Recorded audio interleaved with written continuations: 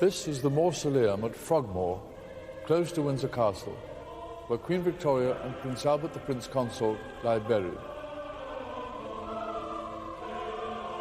As a great-great-grandson, I've always had a considerable fascination for them and the influence they exerted. This film focuses perhaps rather on Prince Albert, who was responsible for some of the things we take for granted in this country today.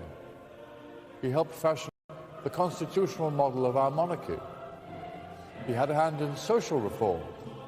He was a patron of the arts, and he built some of his family's great houses.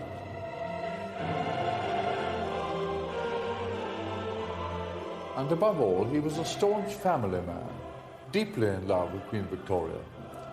When he died at the tragically early age of 42, his broken-hearted queen was left to mourn her husband for the remaining 40 years of her reign.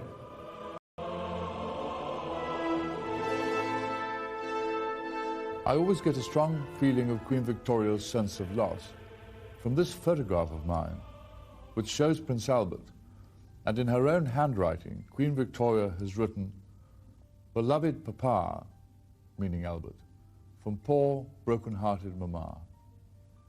When she wrote it, the Prince Consort had already been dead for 2 months. No human power will make me swerve from what he decided and wished.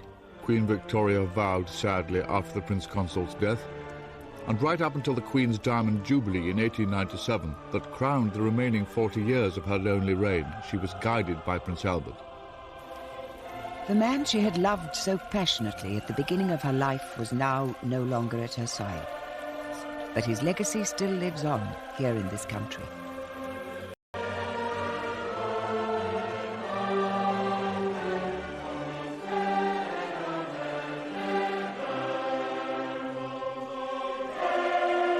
He designed and built royal palaces. He modernized existing ones. Organizations that he headed put up great buildings.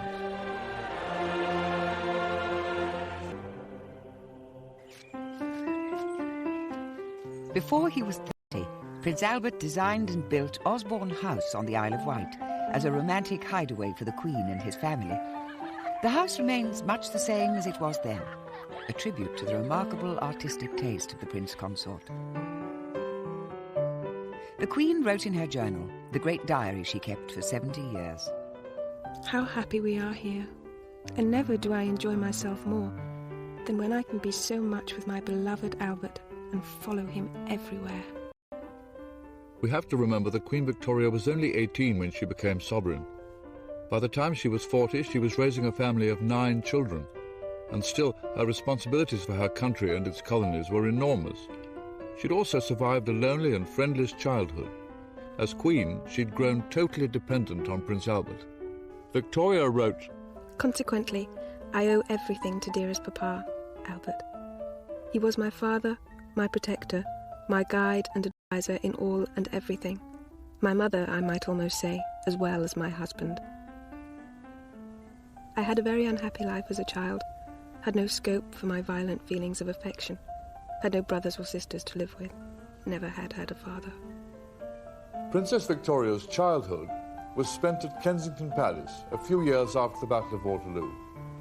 Her father had died before she was 1, and Victoria was brought up by her mother, the Duchess of Kent, and her close confidant, Sir John Conroy. They devised what came to be called the Kensington system, which was a plot to make the Duchess of Kent regent when Victoria came to the throne. Their scheme was to manipulate and coerce the young child into doing what they wanted. The young princess was kept isolated, here in these apartments, away from the royal court and even separate from other children. Princess Victoria was carefully shielded and protected. She had to sleep in the same room as her mother until the day she became queen. Not having many young friends, and no brothers or sisters of her own age, the young Princess Victoria made these dolls. There were well over 100 of them. They were all made in the likeness of adults, and they became, in a way, a substitute for childhood friends. In short, the princess's upbringing It was hardly the right kind of training for a monarch, and it says something of the strength of character shown by the future Queen, that she survived her time in Kensington Palace at all.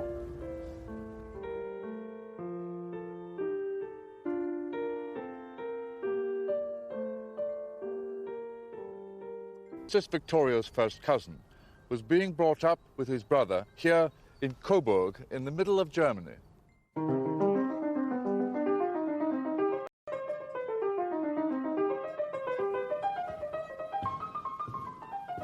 The boys were raised here in Schloss Rosenau.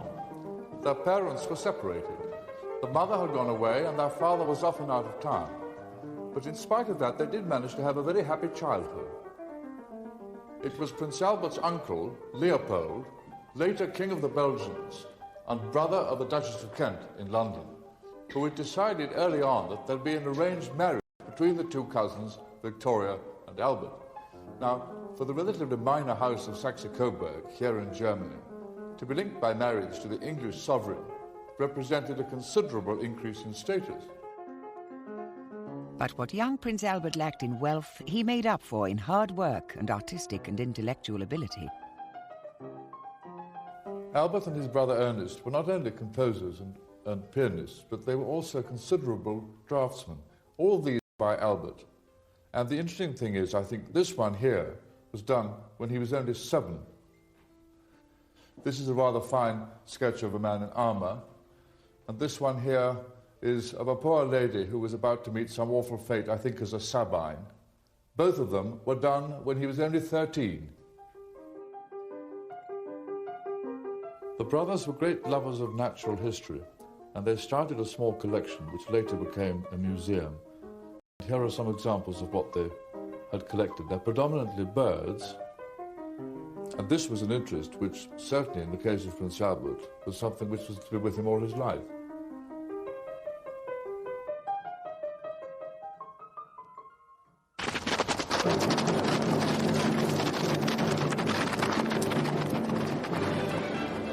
Dawn on the morning of June the 20th, 1837, at Kensington Palace. The Lord Chamberlain of England and the Archbishop of Canterbury had ridden through the night from Windsor Castle.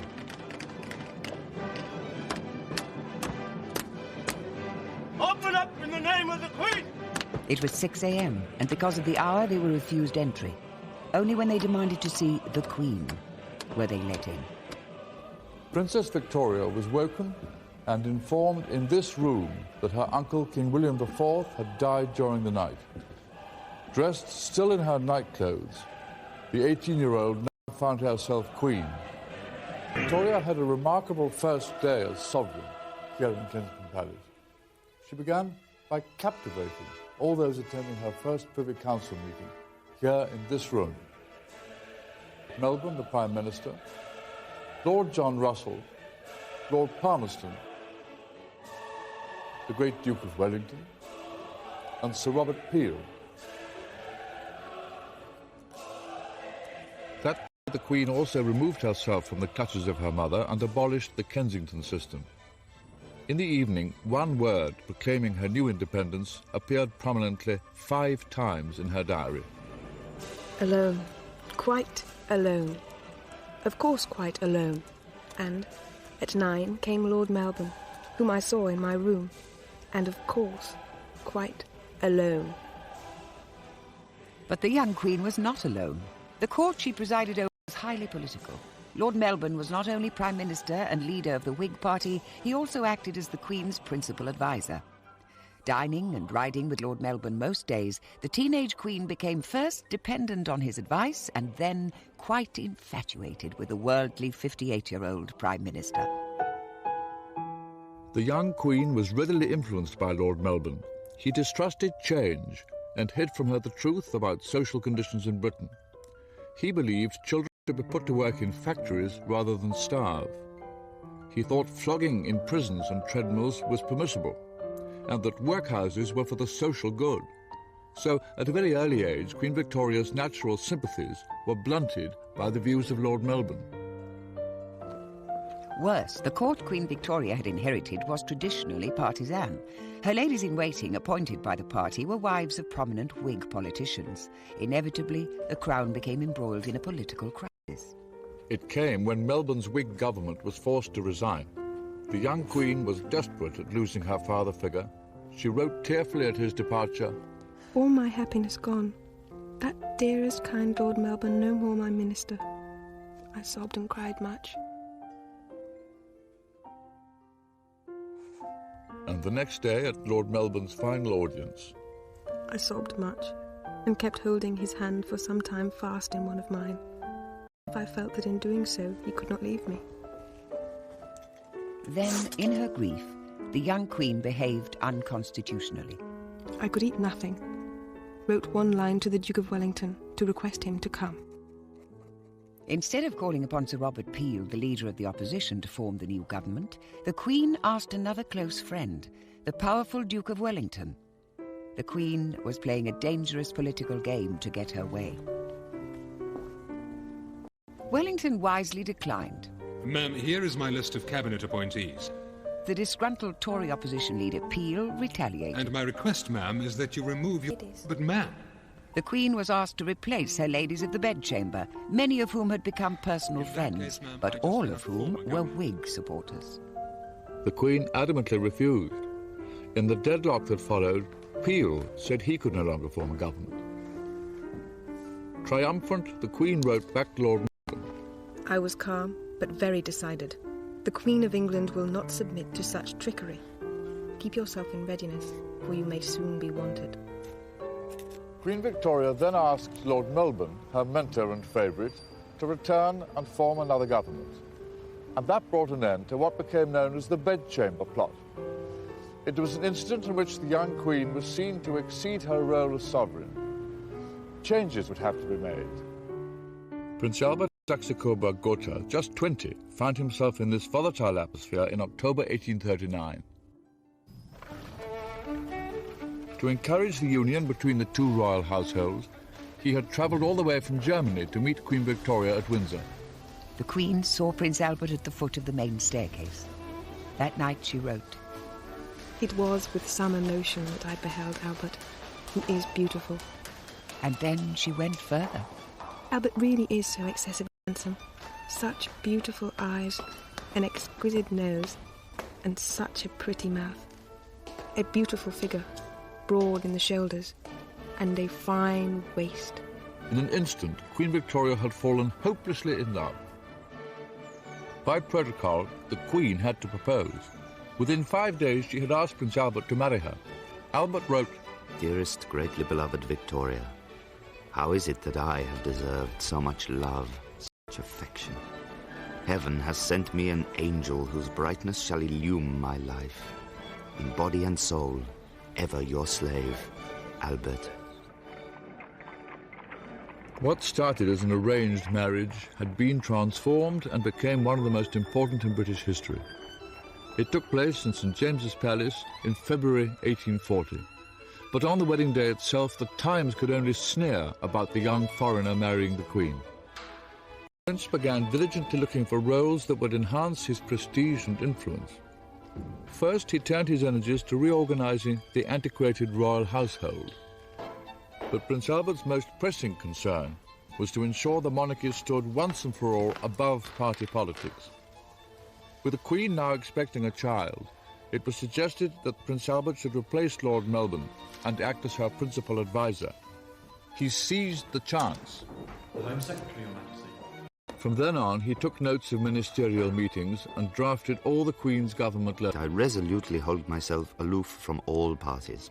I speak openly with the ministers on all subjects. I endeavour quietly to be of as much use to Victoria in her position as I can.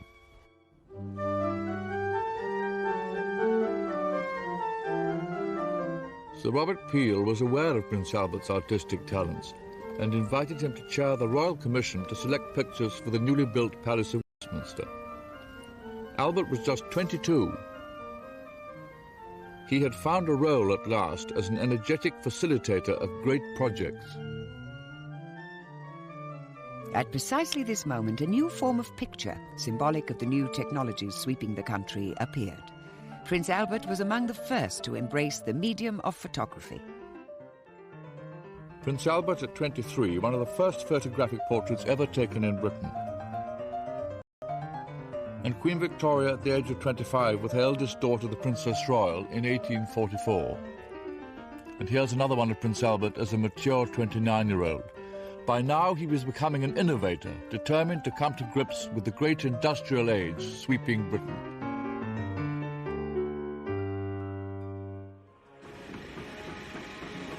Britain and the rest of Europe were going through a dramatic change. The Industrial Revolution was producing great factories and railways. But alongside that came another kind of revolution, social unrest. As people's earnings and rights increased, so did their aspirations. But living conditions in the centres of work did not keep pace. Prince Albert, rather than the Queen, was aware that the times were dangerous. As royal houses on the continent began to buckle and fall under popular revolution, the Prince's diary for 1848 reflected his growing concerns. 7th of March. The property of the French royal family is sequestered at Paris. 10th of March. Riots in Munich. 17th of March. Great riots among the peasantry in Swabia. 18th of March. News of revolution in Berlin. 4th of April. Disquieting views from Ireland. 11th of April. Increase in anarchy in Germany. 18th of April. A long conversation with Lord Shaftesbury as to what can be done for working classes. The view of the great social reformer Lord Shaftesbury was that Prince Albert should use his increasing power and prestige to put himself at the head of all social movements in art and science, and especially of those movements as they bear upon the poor, and thus show the interest felt by royalty in the happiness of the kingdom. Lord Shaftesbury suggested that Prince Albert view a new type of housing that was being built in London for workers. Fit neither for man nor beast. Shaftesbury then asked him to chair a meeting of the Society for Improving the Condition of the Labouring Classes, a new organisation building experimental mass housing. I have just come from the model lodging house, the opening of which we celebrate this day. And I feel convinced that its existence will, by degrees, cause a complete change in the domestic comforts of the labouring classes. It will show to those who possess capital to invest that they may do so with great profit and advantage to themselves, at the same time dispensing those comforts to the poorer brethren. Prince Albert decided to put the royal family to work. Against a background of demonstrations by the Chartist movement, the milder reflection here of the republicanism sweeping Europe, the royal family was seen increasingly among their subjects. The prince himself took a number of roles as president of charitable and educational organizations, opening new hospitals and libraries. He tried to convey his genuine social concerns to the Queen. In April 1848, the Chartist movement expected to march on Parliament with 500,000 men, but only 23,000 turned up. Prince Albert wrote, "We had our revolution yesterday, and it went up in smoke. The law was victorious. I hope this makes a good impression on the continent." Despite events elsewhere, the Crown, it seemed, had never been more popular, and to give the Queen and her family more security and privacy, Prince Albert had built Osborne House, a country retreat on the Isle of Wight. Dispensing with architects and working with expert builders like Thomas Cubitt, Prince Albert found time to design and supervise the building of Osborne House himself. Its conception tells us much about the prince's ideas for fusing art with modern technology. This is the drawing room used by the Queen and her family after dinner. The Prince Consort had designed it in an L shape so that the Queen and her guests could sit here, undisturbed by the gentlemen playing billiards in the other part of the room. Queen Victoria actually played billiards herself here sometimes in the afternoons. Osborne was above all a family home, and by 1857 all 9 children of the royal couple had slept in this nursery.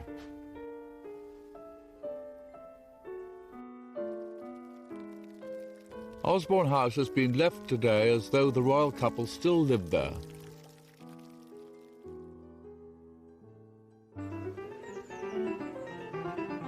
Prince Albert laid out the park, planted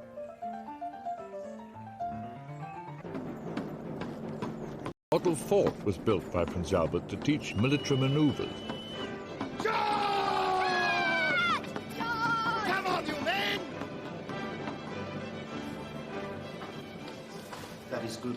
There was an extensive nature museum like the one of his childhood. What is this eagle called? White-tailed eagle. And how fast can it fly? I would say that. But even at Osborne, the Queen was never far from the duties of state. Prince Albert had become the power beside the throne as he sat next to his wife drafting her letters.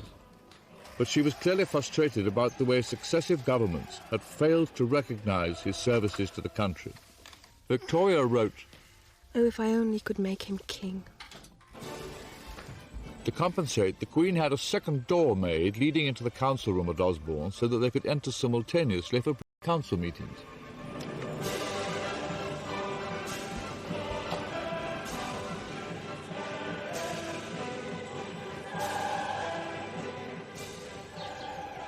Then came possibly Prince Albert's finest achievement. He became the guiding force behind a festival of art, science and engineering that would capture the spirit of the Victorian age. He had once admired the great conservatory at Chatsworth House in Derbyshire, and when its architect presented him with a daring plan to house the exhibition in a palace of glass, the prince approved. This is the first sketch for the great exhibition. It's a doodle on blotting paper by Joseph Paxton, the designer of the Chatsworth Conservatory. At the start, the great project hit difficulties, many of the objections coming from establishment enemies of the foreign prince. The Royal Commission that the Prince chaired had two aims. It recognised the worldwide supremacy of British industry, but believed it could be further improved by exposing it to superior design from abroad. So by making the exhibition international, the Commission created a showpiece for free trade. This was strongly opposed by protectionists within the government. It was a question of whether this exhibition should be exclusively limited to British industry. Particular advantage to British industry might be derived from placing it in fair competition with that of other nations. Then there was a problem of finance. The government declined to contribute, so the cost of £108,000 was raised by public subscription. The Queen and the Prince provided £1,500. There was opposition to the use of the Hyde Park site. Led by a vociferous MP, claims were made that too many trees would have to be felled. So instead... At present I am more dead than alive from overwork. The opponents of the exhibition work with might and main to drive myself crazy. On completion, the Crystal Palace covered 16 acres, was 3 times the length of St. Paul's Cathedral, and made up of 293,000 panes of glass. It had been put up from scratch in 6 months. But 100,000 exhibits had still to arrive from Britain and the 4 corners of the world for the opening in May 1851. Everybody is occupied with the great day of tomorrow, and my poor Albert is terribly fagged. Terrible trouble with the arrangements for the opening.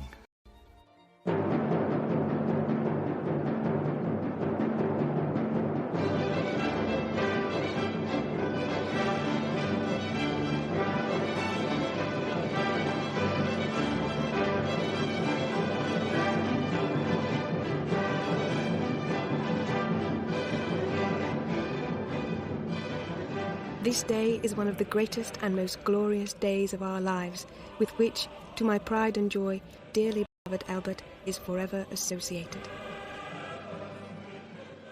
The glimpse through the iron gates of the transept, the waving palms and flowers, the myriads of people filling the galleries, together with the flourish of trumpets as we entered the building, gave a sensation I shall never forget, and I felt much moved. Among the ambassadors at the opening was a mysterious Chinaman dressed in satin who repeatedly bowed to the Queen. Tactfully, Victoria included him in the procession.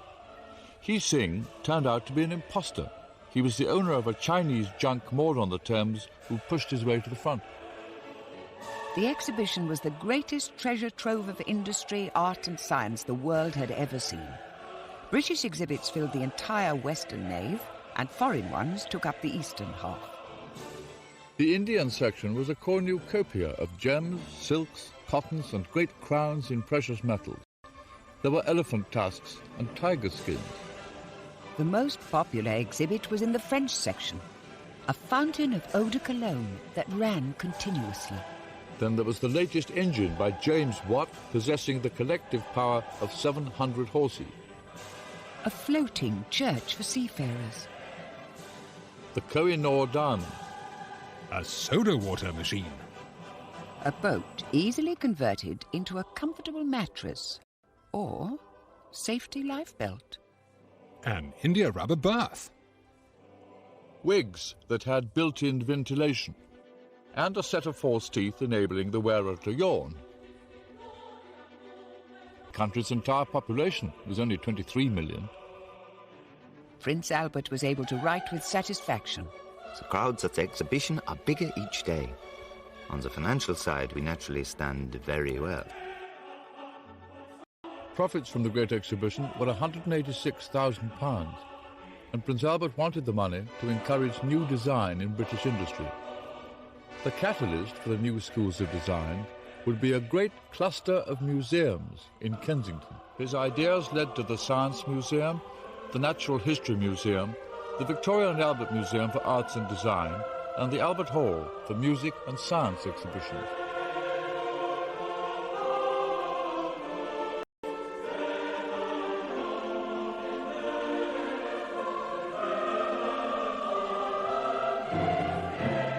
Although they weren't completed in his lifetime, the museums remain Prince Albert's greatest legacy to this country. And they extended the influence of science, art and design upon industry as a whole.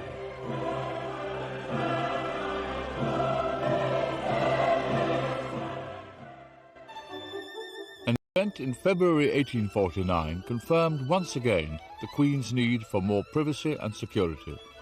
One of her sketchbooks was stolen from Windsor Castle and the contents published in a popular newspaper. The Times thundered, Let the Queen of Great Britain be able to sit down to her piano or sketchbook with the same security against intrusion as any other lady in the land. At around this time, the royal couple acquired the Balmoral estate in Scotland. Its remote location was deliberately chosen to shield the Queen from repeated intrusion by the London press and to ease the prince's increasing exhaustion. Instead, of course, Prince Albert demolished the old castle and in 3 years designed and put up a new one, the Balmoral of today. He wrote, The new house is up 1 story, and with its dressed granite, promises to present a noble appearance. The work is terribly hard. The Queen wrote, Every year my heart becomes more fixed in this dear paradise, now that all has become my dear Albert's own creation, own work, own building, own laying out, as at Osborne. Balmoral was the couple's favourite place of escape. They revelled in the healthy climate and scaled the great surrounding hills. Highland life really captured their imagination, and they became a little bit more Scottish on every visit. Just as Prince Albert had helped introduce the German Christmas to Windsor, so at Balmoral the royal couple lived out the romantic Scottish image of tartans, kilts, along with Carl Haag.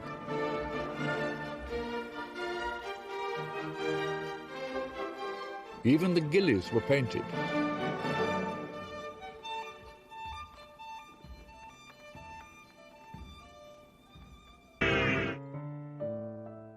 Balmoral was always in form, and it was here that Queen Victoria appears to have made up for the childhood she'd missed.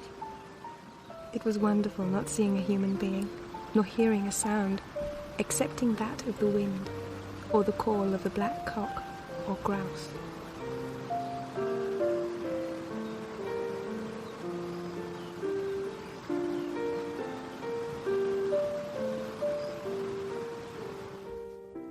One of Queen Victoria's favourite houses, and certainly the most modest, was here at Otnadusach, on the shores of Loch Mick, about 7 miles from the castle.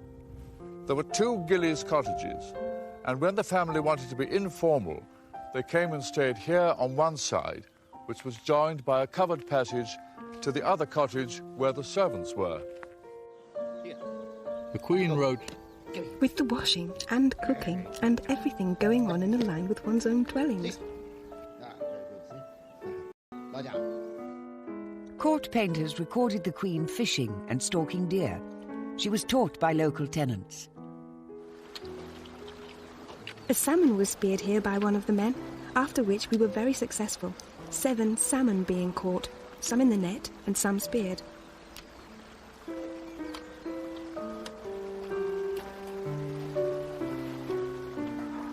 The scene at this beautiful spot was exciting and picturesque in the extreme. I wished for Landseer's pencil. Idyllic Landseer paintings captured life at Balmoral for the royal couple, and the normally restrained Prince Albert became more lyrical in his writing. We have withdrawn for a short time into a complete mountain solitude, where one rarely sees a human face, where the snow already covers the mountain tops and the wild deer come creeping round the house. I, naughty man, have also been crawling after the harmless stags, and today I shot 2 red deer.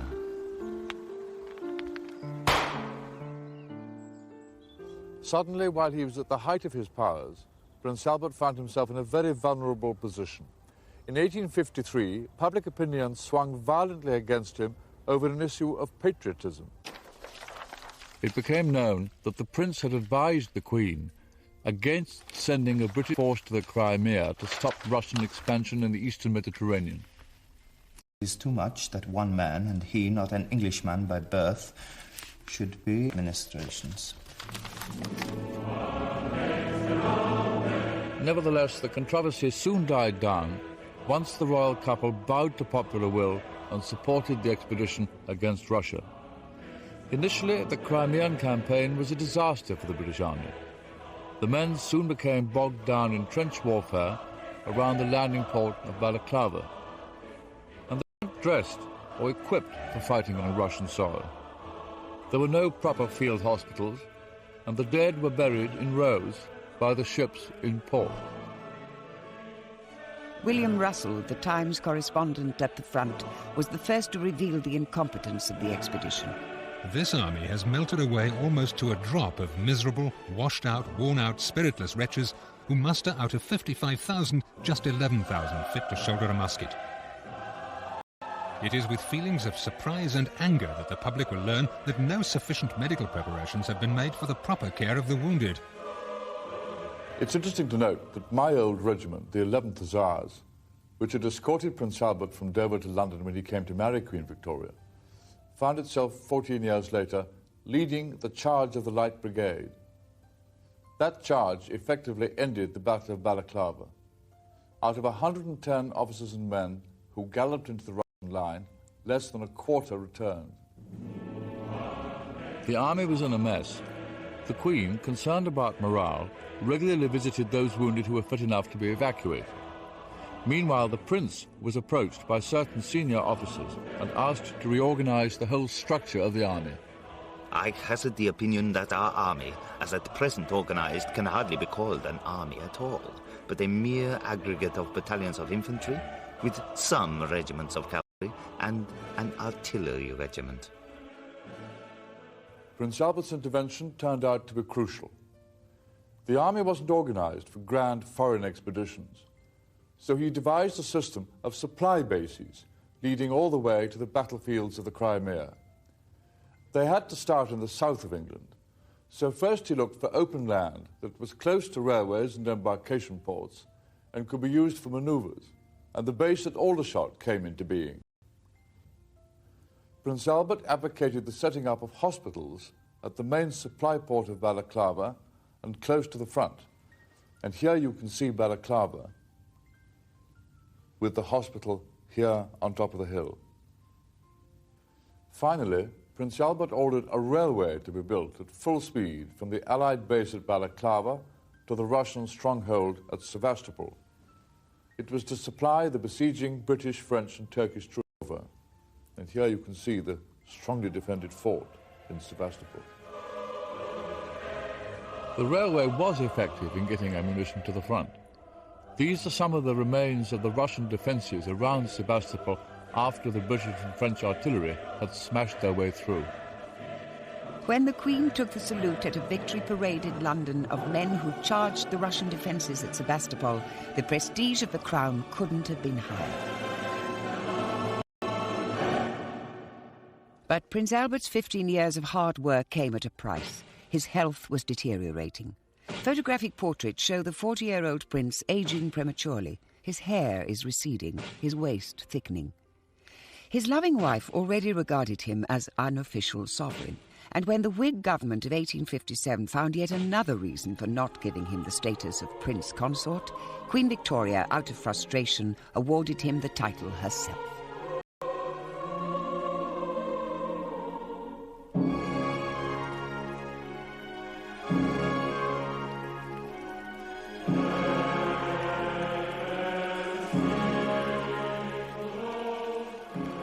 In December 1861, the idyllic marriage was suddenly over.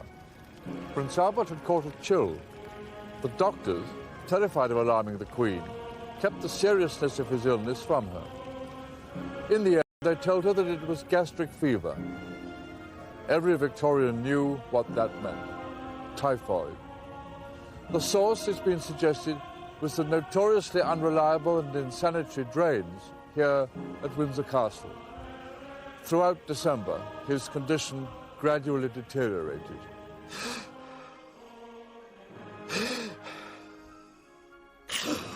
On the night of the 14th, the Queen heard tortured breathing coming from the blue room where Prince Albert lay. She rushed to his side and whispered in German, Es ist das kleine Frauchen.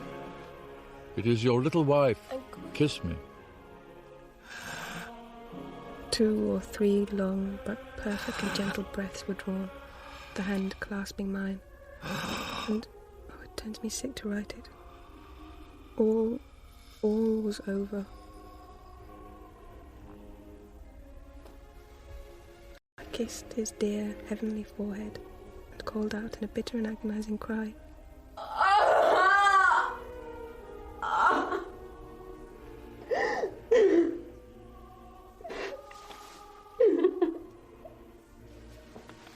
I went to my room, and there sat, gazing wildly, and as hard as stone on my maids. Waking, crying and crying. Doctors warned the Queen not to kiss the body, shown in this photograph for the first time. Then the blue room was carefully and meticulously photographed. For the remaining 40 years of Queen Victoria's reign, it stayed exactly as it was when he died. As the bell of St. Paul's began to toll, the whole country went into mourning. The Queen wore black until the end of her days, and the effigy of the Prince Consort was present at all large family gatherings. A great statue was put up at Balmoral.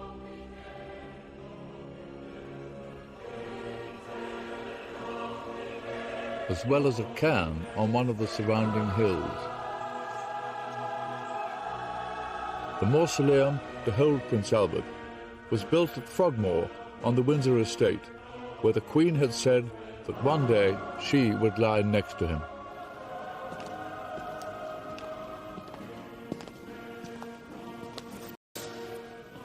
After the Prince Consort died, Queen Victoria cried in her anguish, There is no one left to call me Victorian now.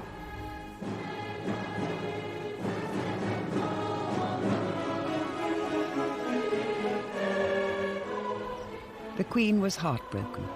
She didn't carry out public duties again for 5 years.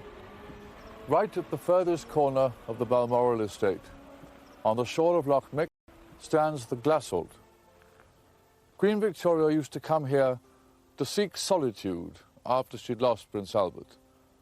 And it was here that she felt she still had some contact with him.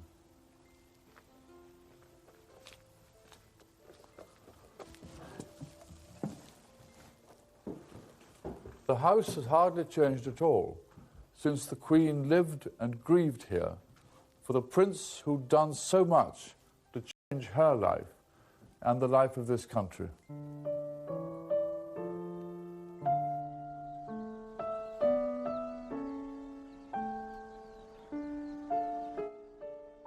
You can see part 2 of Victoria and Albert tomorrow at the same time. On UK History in a few minutes, The Face of Tutankhamun.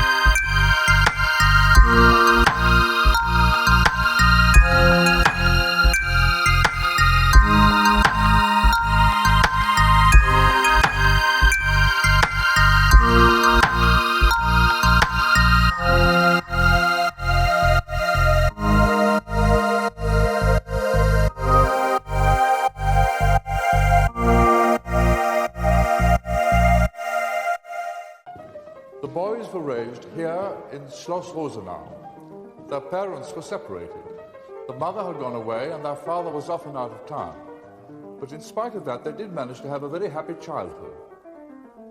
It was Prince Albert's uncle, Leopold, later King of the Belgians and brother of the Duchess of Kent in London, who had decided early on that there'd be an arranged marriage between the two cousins, Victoria and Albert.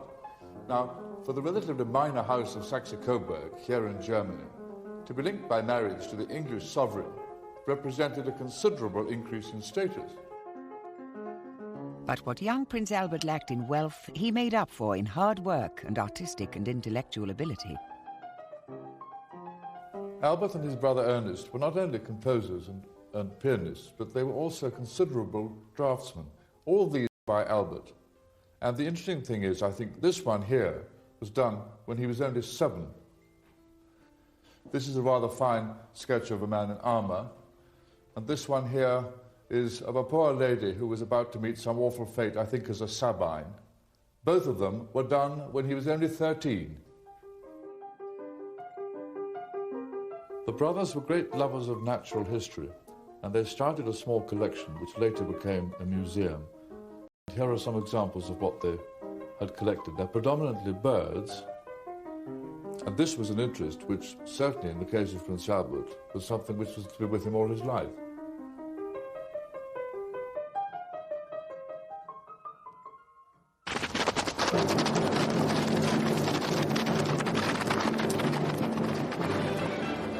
Dawn on the morning of June the 20th, 1837, at Kensington Palace.